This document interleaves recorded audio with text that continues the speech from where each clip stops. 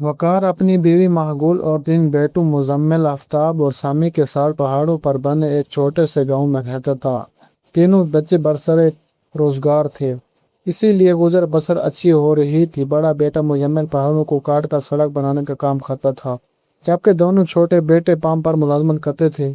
मुजम्मिल शादी की उम्र को पहुंचा तो माहगुल पास के गांव से कम उम्र और सीधी सादी तैयबा को ब्याह कर ले आई।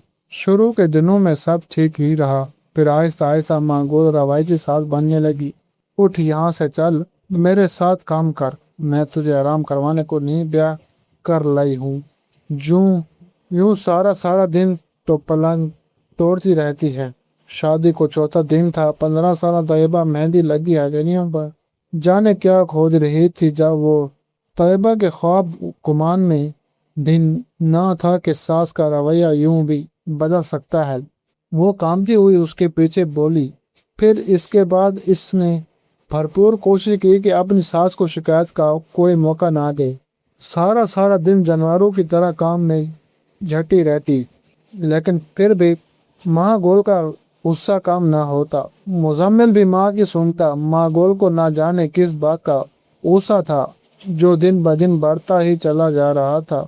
उसकी शिकायतों में दिन ब दिन इजाफा हो रहा था। वो जो सुबह से रात तक कामों में लगी रहती, शाम होते ही डर के मारे कांपने लगती, क्योंकि बेटे के आधे ही सास छोटी सच्ची उसकी ऐसी शिकायतें लगा दी, जिस पर मुजम्मिल आग बगोला होकर उसकी ऐसी खबर लेता कि जिसके निशान कितने दिन तक अपनी दास्तान सुनाते रहते। ऐसे ही बेकेब दिनों में उसने पहली बच्ची को जन्म दिया। उसके बाद जैसे उसे जीने की वजह मिल गई। चुपचाप तो पहले भी वो सहती आ रही थी, अब उसकी तबीयत में ठहराव आ गया। उसकी तवज्जो का मरकज उसकी नन्ही सी बच्ची बन गई, जिसका नाम उसने प्यार और चाव से इकरा रखा। इतने महीनों में तुझे रोटी भी पकानी नहीं आई, तो तू चीज है। तू चल जाके मुझे दूसरी रोटी ला कर दे। वो जो सास के सामने खाना रखकर मरने ही लगी थी, चुपचाप रोटी की ट्रे उठाकर किचन की जाना चल पड़ी। तौबा तौबा चलाकी तो देखो कैसे कोट कोट के भरी है। नेक दिन बनती फिरती है। मैं बोल बोल के थक जाऊंगी, लेकिन ये जबान नहीं खोलेगी। मनहूस मारी चली रोटी ला के सामने रख दी, जैसे बड़ा एहसान कर रही है। वो मारे गुस्से के इसकी अच्छाई को भी बुराई का रंग देने लगी। शादी का चौथा साल शुरू हुआ जब उसने दूसरी बेटी को जन्म दिया। इस बार सास ने लड़कियों के ताने देने शुरू कर दिए। ये वो वाहिद बात थी जिस पर उसे बहुत गुस्सा आता। अपनी बेटियों के खिलाफ वो कोई बात ना सुन पाती थी, फिर भी वो चुप रहने की कोशिश करती। जानती थी शोहर भी सास के साथ, इसलिए मुंह खोलना बेकार है। मैके में जाकर माँ बाप को कुछ बताकर परेशान करना चाहती थी, इसलिए सब खामोशी से सहती चली आ रही थी। फिर माँ की नसीहत भी आदि जो उसकी रुखसती पर की गई थी। बेटी शादी होकर जा रही हो, अब वही तुम्हारा असल घर है। नेक लड़कियां वो वही होती हैं जो डोली में ससुराल जाएं और मर कर ही वहां से निकलें। इस बदनसीब माँ को क्या मालूम था कि वो जो कह रही है वो सच हो जाएगा। उसकी बेटी अपनी माँ के कहे लगा ला रखेगी। अगर उसे ये मालूम हो जाता तो वो ये सब कहने का कभी ना सोचती। वो भी एक आम सा दिन था। सूरज मशरक से ही निकला और मगरिब में ही गरूब हुआ। वो सुबह उठी तो तेज बुखार में तप रही थी। दोनों बच्चियां अभी तक सो रही थी। उसकी नाश्ता बनाने की हिम्मत ना हो रही थी। वो बार बार उठने की नाकाम कोशिश करती रही, फिर चुपके से पड़ी रही। माँ गुल ने ख्वाब आवाजें लगाई, फिर उसके सर पर पहुंच गई। क्या बात है महारानी, आज चाय नाश्ता नहीं मिलेगा क्या? कब से तेरा घर वाला नाश्ता नाश्ता कर रहा है, लेकिन तू कान बंद करके यहाँ पड़ी है। चल उठ पड़ी है, चल उठ, चल दिए और जाकर नाश्ता तैयार कर, उसने संग दिली से कहा। तैयबा ने कहा, अम्मी मुझे बड़ा तेज बुखार है, उठा नहीं जा रहा। 2-3 बार उठने की कोशिश की, लेकिन जरा भी हिम्मत ना थी। नकाहत सी इसकी आवाज से भी वाज़ेह महसूस की जा सकती थी, लेकिन मागुल जैसे पत्थर दिल इंसान के महसूस करने की बात ना थी। सीधी ड्रामे ना कर, जैसे मुझ पे एहसान कर रही हो। बड़ी आई बीमार, चल जल्दी से उठ जा, वरना मुझे और तरीके भी आते हैं काम करवाने के। संग दिल्ली के तमाम हदूद पार करते हुए उसने ये भी ना देखा कि उसकी لال بیمار آنکھوں میں کتنی آرزو تھی۔ شور سے دونوں بچیاں بھی اٹھ کر رونے لگی۔ ایک تو ماں کے ڈرامے نہیں ختم ہوتے، اوپر سے یہ چڑھیلے اپنا راگ شروع کر دیتی ہے۔ اس نے غصے کے مارے بچیوں کو 2 تھپڑ لگا دیے۔ طیبہ کانپ اٹھی اور بچیوں کو اپنے ساتھ لگا لیا۔ شور کی آواز سے ماں گول کے بیٹے اور شور بھی آگے اور طیبہ کو ملامت کرنے پر لگے۔ مجبوراً اسے اٹھنا ہی پڑا۔ بڑی مشکلوں سے ناشتہ بنا کر سب کو دیا، پھر کمرے میں آ کر الماری سے بخار کی دوا ڈھونڈنے لگی جو نہ جانے کب کی پڑی تھی، خالی پیٹ پانی سے نکل لی۔ پھر نہ جانے کب اس کی آنکھ لگی، اسے کچھ ہوش نہ رہا، یہاں تک کہ بھوکی بچیوں سے بھی غافل ہو کر وہ نیند کی وادیوں میں اتر گئی۔ اسے مدہوشی میں پڑے کافی وقت گزر چکا تھا جب مجبوراً اٹھنا ہی پڑا۔ کچھ دیر تک اسے کچھ سمجھ نہیں آیا۔ اس کے بعد ماں گل نے خوب مضبوطی سے پکڑ رکھے تھے۔ ساس کی زبان میں روانی سے چل رہی تھی، سمجھنے کی کوشش میں کبھی وہ اس سے اور کبھی اپنی اولاد کی طرف دیکھی جو زمین پر بیٹھی تھی۔ ادھر ادھر کی کیا دیکھ رہی ہے، سارا دن پڑی آرام کرتی رہتی ہے، لیکن اب اور انہیں میں بھی دیکھتی ہوں، اب تو کام کیسے نہیں کرتی، چل دفعہ ہو، رات کی روٹی کا بندوبست کر، ہاتھ آرام۔ تجھے ذرا ساز نہیں کہ ساری صبح سے لگی ہوئی ہے، تجھے کیا تیری بلا سے، دن کو بھی میں اکیلی کرتی رہی، لیکن تو اب بھی چارپائی پر پڑی ہے، اڑنے کو تیار نہیں، ایسے بھی کیا ماتا پڑ گئی ہے تجھے۔ جتنی تیزی سے اس کی زبان چل رہی تھی، اس سے زیادہ تیز اس کے ہاتھ بھی تھے۔ طیبہ کا ذہن اب مکمل طور پر بیدار ہو چکا تھا۔ اس نے اپنے بال ساتھ سے چھڑانے سے چاہے، مگر میری ذرا ہمت نہیں ہو رہی ہے، آج آپ کال لیں، جانے اتنی ہمت اس میں کہاں سے آ گئی تھی۔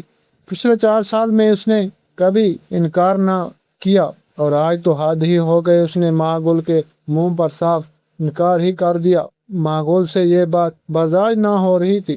میرے آگے زبان چلاتی ہے، خیر رک، میں تجھے ابھی بتاتی ہوں۔ اس کا خون کھولنے لگا، وہ باہر صحن میں کچھ پھینکنے لگی۔ طیبہ خوف سے کانپنے لگی، اس کا دل چاہ کہ وہ کہیں چھپ جائے، لیکن ایسا بھلا کہاں ممکن تھا۔ ماں گل جب واپس آئی تو اس کے ہاتھ میں خوب موٹا سا ڈنڈا تھا۔ طیبہ سر کے کمرے میں بھاگ گئی۔ ابو مجھے بچا لے، ابو مجھے بچا لے، دیکھیں امی مجھے مارنے آ رہی ہے، آپ انہیں سمجھائیں نا، مجھے معاف کر دیں، میں سارا کام کروں گی لیکن وہ مجھے معاف کر دیں۔ وہ سسر کے پیروں میں بیٹھ کر منت کر رہی تھی کہ میں کیا کہوں، یہ تیرا اور تیری ساس کا مسئلہ ہے، تو جان اور وہ جانے، وقار نے بے حسی سے کہا اور کمرے سے باہر نکل گیا۔ یہ دیکھے بغیر کہ طیبہ کے آنسو زمین میں جذب ہو رہے تھے، اسی وقت ماں گول نے اندر آ کر پوری قوت سے ڈنڈا اس کے سر پر دے مارا۔ وار اتنا کاری تھا کہ وہ گرتے ہی الٹی کرنے لگی۔ ماں گول کے سر پر تو بھوت سوار تھا، دوبارہ وار کیا، اب وہ بے ہوش ہو گئی، منہ سے زبان چلاتی، اب آیا مزہ، واپس مر گئی۔ بہو اسی حالت میں پڑے کافی دیر ہو گئی، جب وقار کو ڈر لگا کہ جا کر دیکھتا کہیں مری تو نہیں گئی، مر جائے میرا بلا سے۔ اس نے بول تو دیا لیکن میں خوف نے ڈیرا ڈال لیا۔ اتنے میں مزمل بھی آ گیا۔ مزدوری اور بہو کی زبان درازی وہ کس سے سنائے کہ اسے بھی ماں کا ایک قدم جائز لگا۔ بیٹا دیکھ ذرا کہیں مری تو نہیں گئی۔ اب ماں گول کو صحیح معنوں میں خوف نے گھیر لیا۔ مرنے دے اماں، یہ اسی قابل ہے، کہہ کر وہ طیبہ کے پاس گئے جہاں دونوں بچے ماں کے پاس بیٹھ کر رو رہی تھی اور ماں کے سانس رکھ کر چل رہی تھی۔ بیٹے کے بعد دونوں میاں بیوی کو احساس خطا ہو گیا۔ رات کی تاریکی بڑھ رہی تھی جب انہوں نے ملا کر ایک منصوبہ بنایا ہے، سحر انگیز منصوبہ۔ بھام بجتے ہی انہوں نے بے ہوش طیبہ کو بوری بند کیا اور دور لے جا کر پہاڑوں کے اس پار پھینک آئے کہ صبح تک اس کا نام و نشان مٹ جائے گا۔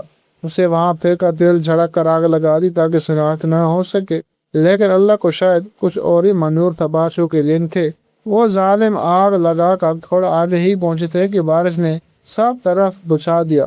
ٹھنڈک ایسی کہ بندے کے دانت بجنے لگے، ایسی شدید سردی میں بھی اس کی نبض چل رہی تھی، آہستہ سی۔